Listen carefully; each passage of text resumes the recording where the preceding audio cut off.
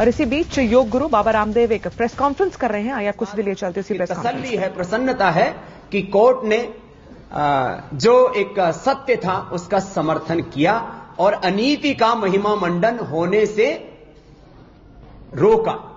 अब संसद में जो लोग बैठे हैं, मुझे लगता है वो भी नैतिक आचरण करते हुए इस अनैतिक, अमानवीय, अधार्मिक और अप्राकृतिक कार्य को प्रोत्साहन नहीं देंगे और संसद देश के करोड़ों लोगों की भावनाओं का आदर करते हुए धारा 377 को बरकरार रखेगी, ऐसी हम अपेक्षा करते हैं। दो बातें और कहना चाहूंगा। करीब 7-8 साल पहले हम पर एक बहुत ही जुझारू नेता वृंदा कारात ने हम पर आरोप लगाया मानवीय अधिकारों के हनन का, मजदूरों के अधिकारों के हनन का। 7 साल तक वो मामला चला और सुप्रीम कोर्ट से हमारे पक्ष में फैसला आया। मैं उसके संदर्भ में भी माननीय उच्चतम न्यायालय का आदर पूर्वक आभार व्यक्त करता हूं कि कुछ राजनेताओं ने हमको नैतिक धरातल पर घेरने की कोशिश की, उनको भी मुंह की खानी पड़ी और आखिर वहां पर भी सत्य विजयी हुआ। एक मामला दिल्ली में चल रहा है, संवैधानिक संकट, राजनीतिक संकट।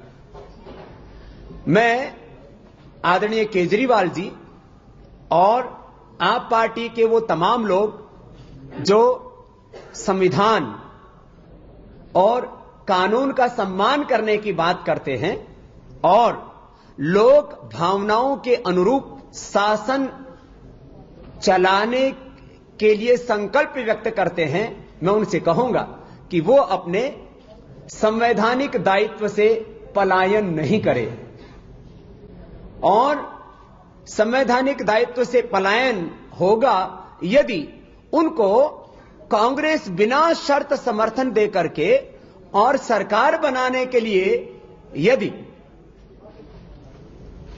उनसे आह्वान करती है और उसको वो नकार देते हैं, तो फिर आखिर आपके लोग क्या साबित करना चाहते हैं? सरकार बनाने में यदि उनको बहुमत मिल रहा है तो फिर क्यों ना सरकार बनाए?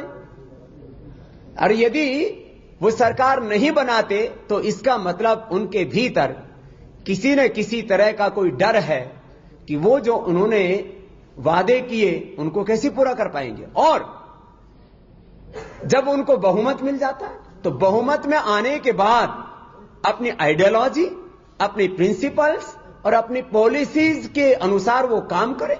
और उस समय यदि कांग्रेस सरकार उनसे अपना समर्थन वापस लेती है तो पूरे देश में कांग्रेस बेनकाब होगी। तो इसमें और जनभावनाओं का जहां तक प्रश्न है तो दिल्ली के लोग 99% ये चाहते हैं कि सरकार वो लोग बनाए यदि उनको कांग्रेस समर्थन देती और बहुमत में। तो बहुमत और अल्पमत का प्रश्न कहां है? बहुमत और अल्पमत का दो ही जगह प्रश्न आता है, एक सरकार बनाने में, एक अपनी नीतियां लागू करने में। सरकार बनाने में बहुमत उनके साथ है और नीतियां लागू करते समय यदि कांग्रेस अपना समर्थन वापस लेती है तो उस समय केजरीवाल जी हीरो बनेंगे कि भाई इन्होंने एक मजबूत लोकपाल बनाना चाहा और कांग्रेस ने समर्थन वापस ले लिया। उन्होंने बिजली के का जो कीमत है वो आधी करनी चाहिए और कांग्रेस ने समर्थन वापस ले लिया। अवैध कॉलोनियों को वैध बनाने के लिए वो प्रस्ताव लाए और वहां पर जन सुविधाओं के लिए उन्होंने जो है वहां पर कार्य किया और कांग्रेस ने समर्थन वापस ले लिया। यदि किसी भी परिस्थिति में कांग्रेस समर्थन वापस लेती है तो पूरे देश में कांग्रेस बेनकाब होगी और यह भी देश हित का ही काम होगा। मुझे लगता है केजरीवाल जी को अपने संवैधानिक दायित्व से पलायन नहीं करना चाहिए। एक जिम्मेदाराना आचरण उनको देश के सामने प्रस्तुत करना चाहिए।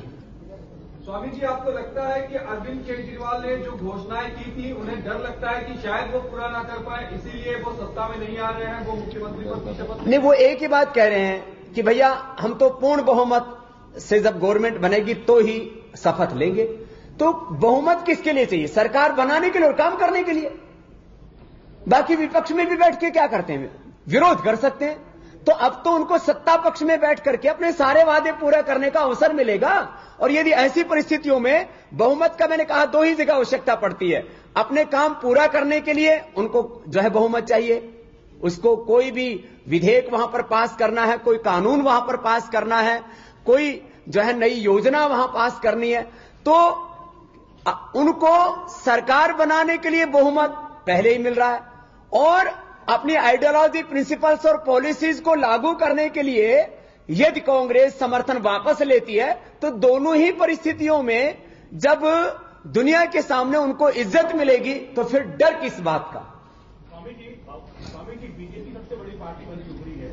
ये जो आपने सुझाव दिया, ये सुझाव आप बीजेपी को भी दे सकते हैं? बीजेपी को सुझाव इसलिए नहीं देने का साहस हो पा रहा है क्योंकि कांग्रेस पार्टी बीजेपी को समर्थन देने के लिए तैयार नहीं। आदरणीय हुड्डा जी से लेकर के कांग्रेस के सभी वरिष्ठ नेता, उन्होंने तो एकदम खुला पाशा फेंक दिया है आपके पक्ष में कि वो कांग्रेस पार्टी बिना किसी शर्त के आपको समर्थन देने के लिए तैयार है। ये बीजेपी को तो समर्थन देने के लिए तैयार नहीं है कांग्रेसी। लेकिन आपने सीधे तौर पर इनकार कर दिया है कि कांग्रेस से समर्थन वो नहीं लेगी, तो आपको क्यों नहीं लेंगे? आखिर केजरीवाल जी क्यों चुनाव लड़े हैं? क्या अपनी ताकत दिखाने के लिए या अपना मुद्दा पूरा करने के लिए? यदि अपने मुद्दे पूरे करने के लिए वो चुनाव लड़े हैं तो पहले जो है वो बहुमत की, मैंने कहा, आवश्यकता कहां है? क्या अपनी ताकत दिखाने के लिए कि हम 47 जीतेंगे, कि हम 60 जीतेंगे, कि हम 70 जीतेंगे? आपने स्पष्ट कर दिया है कि जो कांग्रेस के खिलाफ चुनाव मैदान में गए थे इसकी समर्थन नहीं लेंगे। नहीं, अपने मुद्दों के लिए गए थे, अपने मुद्दों को नहीं छोड़ेंगे तो उनको क्यों नहीं सजेस्ट करते कि आप और बीजेपी मिलकर सरकार बना लें, जैसे किरण बेदी कह रही थी? ये भी तो ना, मैंने तो टीवी पर ये देखा है कि बीजेपी ने कहा है कि यदि केजरीवाल जी समर्थन मांगेंगे तो हम समर्थन देने के बारे में विचार कर सकते हैं। तो वो तो बात उनके साथ भी लागू होती है। वो कहते हैं हम तो उनके भी खिलाफ लड़े थे। अरे भैया, आप सब राजनीतिक पार्टियों के खिलाफ लड़े थे, आप जनता के खिलाफ तो नहीं चुनाव लड़े थे ना। जनता के लिए चुनाव लड़े थे और जनता के मुद्दे पूरे करने के लिए जब आपको वहां समर्थन मिल रहा है, बहुमत से क्या करना चाहते हैं? क्या अपनी ताकत तो नहीं दिखाना चाहते हैं, काम करना चाहते हैं ना, और सरकार बनाना चाहते हैं। तो जब सरकार बन सकती है और काम हो सकते हैं तो हमें काम की बात करनी चाहिए। बिना काम की बातों में, फिजूल की बातों में हेडलाइंस बनाने के लिए हमें जो है रोज के रोज नए नए बयान नहीं देने चाहिए।